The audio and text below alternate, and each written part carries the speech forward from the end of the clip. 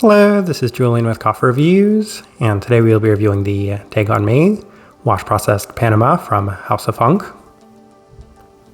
And there's the bottle right there. And House of Funk, based out of North Vancouver, British Columbia. And they're a coffee roaster that's appeared on this channel on several occasions, including our first ever review of them, which is now over 3.5 years ago. But they are a coffee roaster that I do have a fair bit of familiarity with, though it has been a bit since I've last tried one of their coffees. And interestingly enough, this coffee was featured in our July Coffee of the Month poll, and it did finish a distant third place. However, I was still very interested in trying out this coffee, as the theme of that Coffee of the Month poll was non-geisha Panamanian coffees, and I very much enjoy reviewing non-geisha washed Panamanian coffees. So this one right here is a Caturra, and for that reason, it certainly caught my interest and was a great reason to revisit House of Funk. So it'll definitely be interesting to see how this one turned out, as this right here is day 40.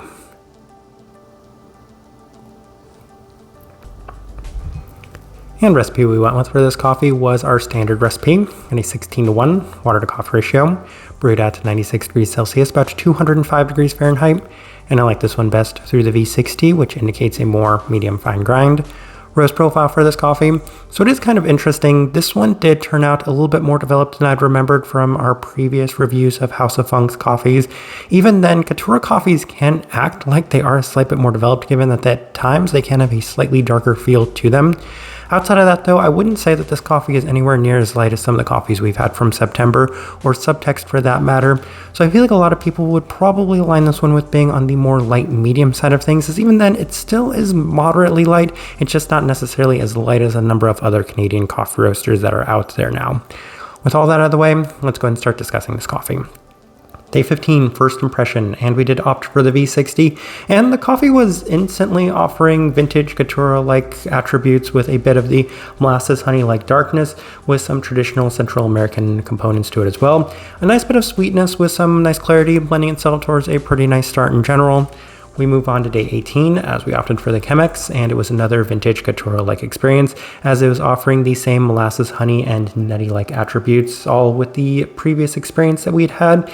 A lingering bitter citrus is also present in the cup, as it does have a slight citric punchiness all around. So for the most part, first couple of days, extremely straightforward. A lot of what we were expecting though, honestly, I did have some slightly higher expectations given the very positive experiences I typically have with washed Panamanian non-geisha coffees.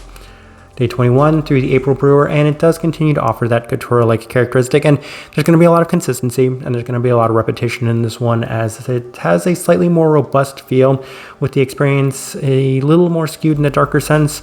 Previously mentioned molasses and an additional honey tone continues to be the most defining attributes of this one.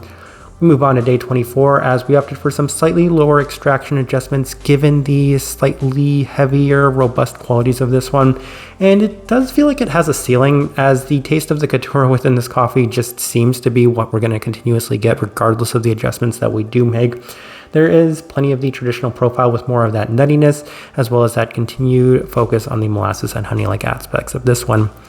Day 27 through the Chemex with the same adjustments, and that was the best it had been to this point, as it was offering much more intensity and some slightly better definition to it, as there's a little bit better sweetness to the coffee, more of the citric forward components this time around with a sweeter citric tone also present in the coffee today, so some general improvements to it. Day 30 through the V60 with our standard recipe, and it definitely felt like there was a trade-off, as there's better intensity to the coffee with slightly more robust qualities as that trade-off. Plenty of the darker intensity yet again with less of the fruit components, so that seemed to be why toning this one down did seem to help. And on day 33 we opted for the Chemex with our standard recipe, and it was surprisingly the best it had been to this point, as the best of this coffee does come after a lengthy cool down. Caturra-like qualities continue to dominate this cup, as it does have a very molasses-like feel with a complementary citric tone. And on day 36, even though we were having some really positive results with the Chemex, we did opt to go back to the V60, and it had a similar experience to the previous day, so I definitely felt like the coffee was just improving with a bit of time, and this experience was a little better than that day 33 mark, as it does still require a very lengthy cool down for it to really open up. There's plenty of that darker molasses-like lingering sweetness with a spiced citric tone, still throughout the entirety of this coffee, very straightforward. All right, let's go ahead and put up the tasting wheel so you can see what we're getting. And we have quite a few level 4s, so let's go through those. And we'll start with the cleanliness level 4. So even with it having a little bit more robust of a feel to it, there isn't anything that could necessarily take away from the overall cleanliness of this one, as it's very straightforward, pretty clean cup of coffee. Don't necessarily have too much to add to that. Finish level 4, and it does continue to skew in that darker like finish to it, that darker honey, darker molasses, that very couture like feel to it in general. So that was fully expected within this coffee, and that does seem to dominate the entirety of this one. Sweetness level 4, probably the best thing I have to say about this coffee is that it was very sweet right from the onset, and given that we are working with one more House of Funk coffee, it is kind of interesting to compare and contrast the two, as that one didn't quite have the same sort of robust sweetness that this one did, but once again it was a little bit more of a concentrated, darker focus on that sweetness in general. Citrus fruit, level 4, and yeah, we are working with a Caturra coffee, which does tend to have that citric quality. If I remember correctly, I think the notes they have listed on this coffee are very generic and straightforward, citric, florals, something along those lines, and I could definitely see that with this one, as once again it does have that slightly more, we'll say, punchy citric component to it.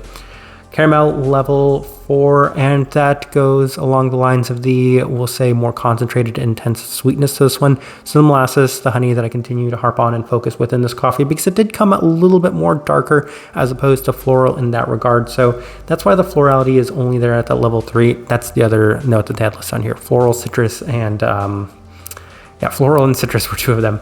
Regardless, acidity, level 3, not necessarily the brightest coffee, and if I remember correctly, I think that they were a coffee roaster that continued to push and focus on the acidity early on. That being said, a lot of the coffees that they initially released when this coffee roaster first started making appearances at the coffee shops I found were much more processed coffees, and that's another reason why it was so interesting to see so many washed coffees available from House of Funk. I don't know if that's a shift in the policy that they're going with for the coffees that they purchase, but I was very happy to see it be a wash processed coffee. That being said, I fully expected a lot more acidity within this coffee, as it was somewhat diluted from what I was expecting from it. So level 3 is where we put this one, not necessarily the brightest one out there. We move on. Florals, briefly mentioned that. Spice, level 3, it does have a spiced floral, spiced citric tone to this one as well, which I think is probably a component of the Caturra that we're experiencing. So that was a little different. Berry fruit, level 3, I felt that there was enough of a darker berry attribute to go with the rest of this coffee, given that there was a notably darker theme to it in general. So level 3, best place to put it. Chocolate, level 3, that's probably a little surprising, but once again, a bit more of those classic Central American characteristics to it, as it did just have that strong robustness to it right from the onset. Savoriness, level 3, as mentioned, there's a slight nuttiness to it, prominent enough to justify it being pushed there at that slightly higher mark. And then final thing worth discussing is the body at a level 3, as this one definitely had a little bit more of a medium body, a little bit more texture to it in general. So that was probably expected, especially given the brew method that we opted for with this coffee. But as I'm looking at the tasting wheel, I do think it's a pretty good representation of what I was getting from this coffee. All right, so my overall thoughts and impressions of this coffee. The double-edged sword of non-Gesha wash Panamanian coffees is that I go into them with extremely high expectations, so if they don't reach those expectations, then I'm a little let down, and I think that's kind of what happened with this one, because this one was extremely straightforward. I feel like if you went into this one thinking, okay, it's a Caturra coffee, it's going to taste like a Caturra coffee, and it's going to be extremely consistent, and you're going to have a lot of the same characteristics over and over, then in that regard, yeah, it's fine. It lived up to exactly what I was looking for. But outside of that, given that I went to the extra effort of picking this one up after it had lost one of our Coffee of the Month polls, I definitely had a lot higher expectations for it, especially given the extremely positive results that I usually have with non-Gesha wash Panamanian coffees.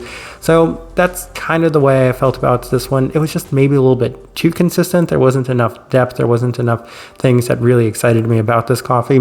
Even then, I still thought it was fine. Enough things to pick up from this coffee, which does take us to the type of person I would suggest this coffee to. It's extremely classic vintage Caturra. So if you do like all of those Caturra qualities, and this one has all of those in abundance, and I wish I could kind of add more to that one in general, but that's just kind of the way that this coffee was, and kind of the best way I can leave this review.